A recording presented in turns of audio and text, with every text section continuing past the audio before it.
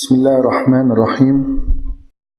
الحمد لله والصلاة والسلام على رسول الله وعلى آله وصحبه ومن والاه.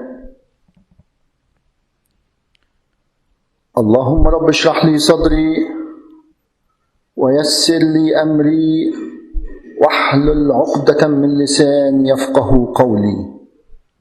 إن أريد إلا الإصلاح ما استطعت وما توفيقي إلا بالله عليه توكلت وإليه أنيب. My respected brothers, sisters, and my dear listeners, Alhamdulillah, we are still enjoying this journey toward Jannah al-Na'im and enjoying having the tour to see what Allah subhanahu wa ta'ala have prepared to His righteous people. And in fact, some friends and colleagues, brothers, they asked me to talk about the fire of Jahannam. I said, let us give the people hope. Allah's mercy is indefinite. Why should we talk about the snakes and the man who is waiting for you to hammer your head? Anyway, so we try to give hope in Allah's mercy. Of course, Allah's punishment is there. It's there to whom they didn't follow Allah's command. May Allah protect us all. So, if you forgive me to go on that line of hope and give positive energy. So we stopped last week, my brothers and sisters, when we landed by the gate of Jannah al-Na'im. And we mentioned that there are 8 of them, each one specialized for certain ibadat, and the people whom have been already granted Jannah al-Na'im, they are waiting anxiously for the gates to open, and the gate will open. Before the gate open, Allah subhanahu wa ta'ala purify you from any kind of illness. Any kind of illness. Physical illness, mental or psychological illness. So will be no blood pressure, no diabetes, no heart disease, no chest, no cancer, no problem. Even mental and psychological illness, no hatred, no jealousy, no depression, nothing. Even no gray hair, like you and me. We all will be, and you, all will be young people, in their 20s and 30s. There was a lady, old lady, she came to Rasulullah sallallahu alaihi wasallam. She told him, Ya Rasulullah, ud'u li an adkhul al-Jannah. Old lady came and told the Rasulullah, Ya Rasulullah, make dua that I get into Jannah. Habibi sallallahu alaihi wasallam, he was very simple. He passed a joke, something. Then he told her, there is no old people going to go to Jannah by any means. The lady would get frightened and she started crying. Then the Rasulullah sent some Sahaba to reassure her, tell her, no old people will be in Jannah. You will be as young as 20, 30 years old, young, beautiful girl. So she was happy. So this is what Allah subhanahu wa ta'ala purify you to get into Jannah, and people waiting anxiously to get into Jannah al-Na'im. Now, my respected brothers and sisters, the doors have opened. And you walk into Jannah al-Na'im. You find the angels are waiting to receive you. You know, when you walk in a nice hotel and that, you find the reception there. Then they welcome you. وَقِيلَ ادْخُلُوا الْجَنَّةَ سَلَامٌ عَلَيْكُمْ طِبْتُمْ. The angels will greet you by Tahiyyatul Islam. Assalamu alaykum tibtum. Congratulate you and welcome you. And congratulate you for achieving and getting into Jannah al-Na'im. To enjoy Allah's favor upon you. after the long suffer in this dunya.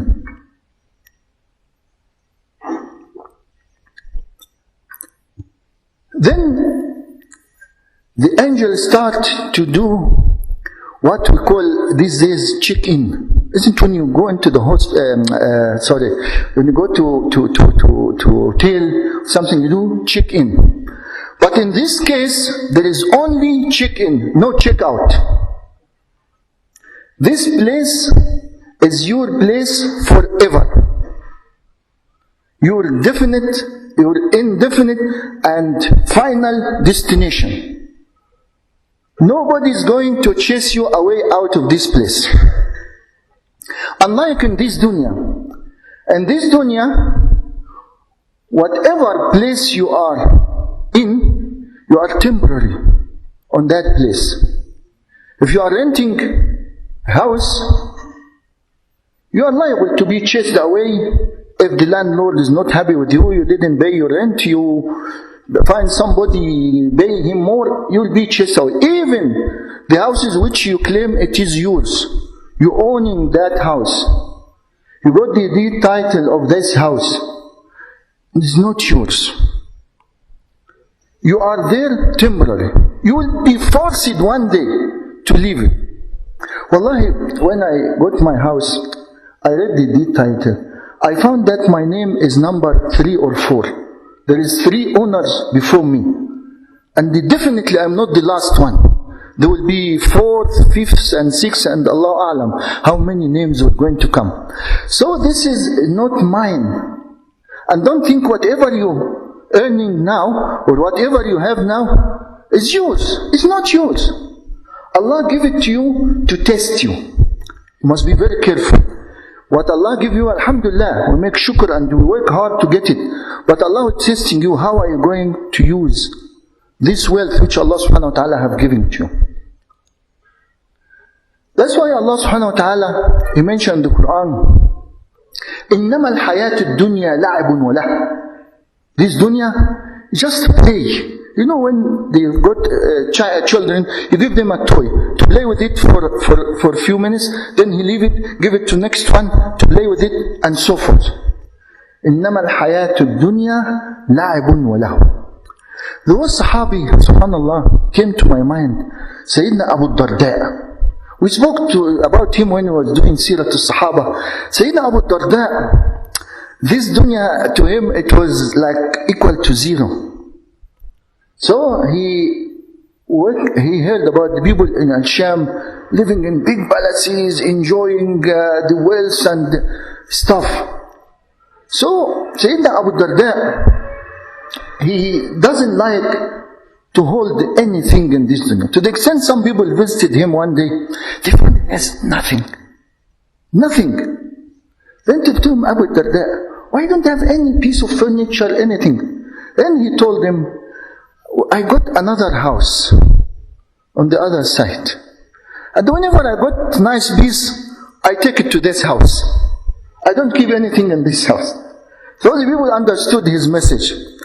He said, but while you are still in this house, you have something, to use. Said, Wallahi, the trip from this house to the other house is not an easy road. It's not a tar road. Got a lot of potholes, lot of hills, so I want to make the things which I'm carrying when I'm going to the other house very light.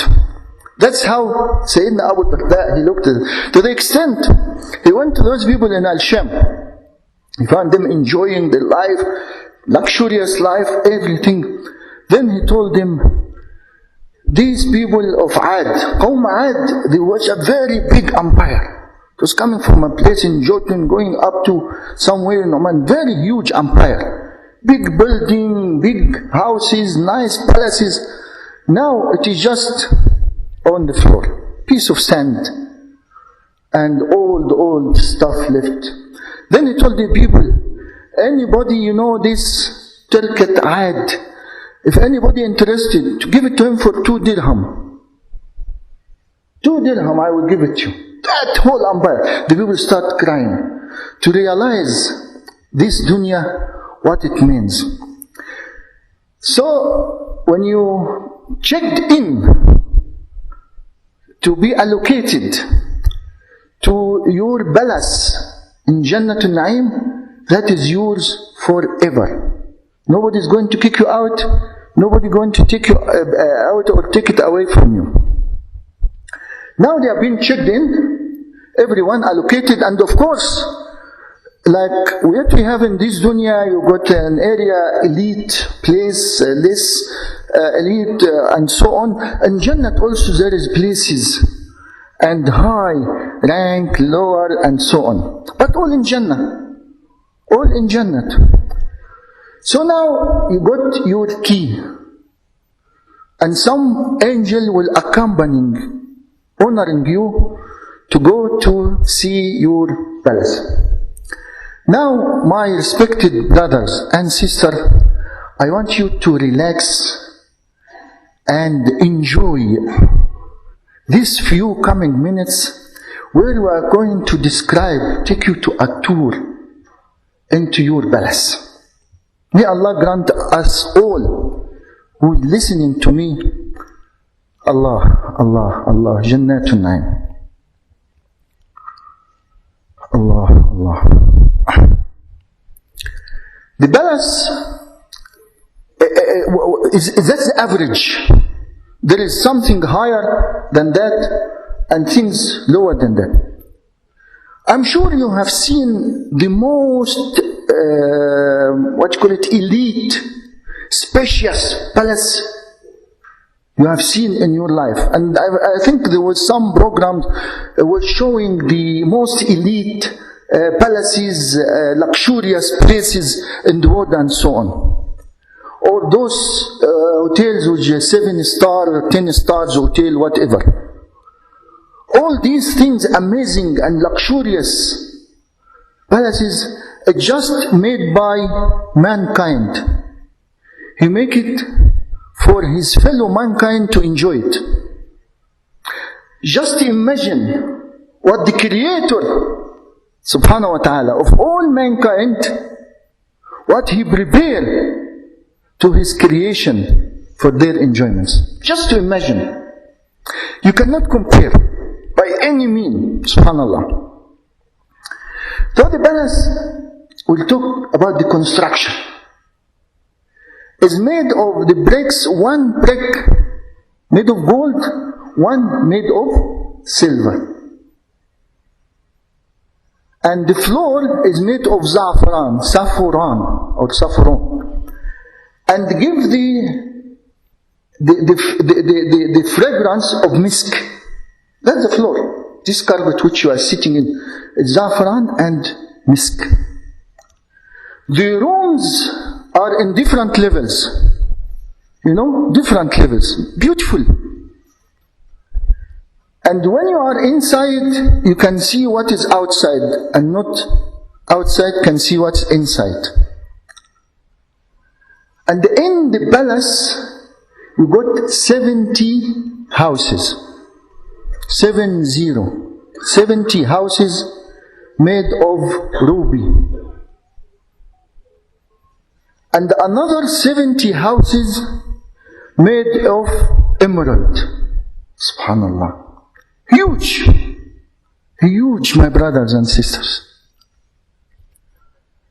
Allah, Allah. And underneath, under these houses, there was the rivers. You can see the rivers. The river under the house is not going to affect the construction, what? No. When I was thinking of it, Allah subhanahu wa ta'ala described it, وَجَنَّاتٌ تَجْرِي مِن تَحْتِهَا الْأَنْهَارِ. Allah said, the Jannat and the rivers are running underneath. You know the submarine, when you get in, you can see whatever, the water is around you, but it's not coming to you. It's something on that principle.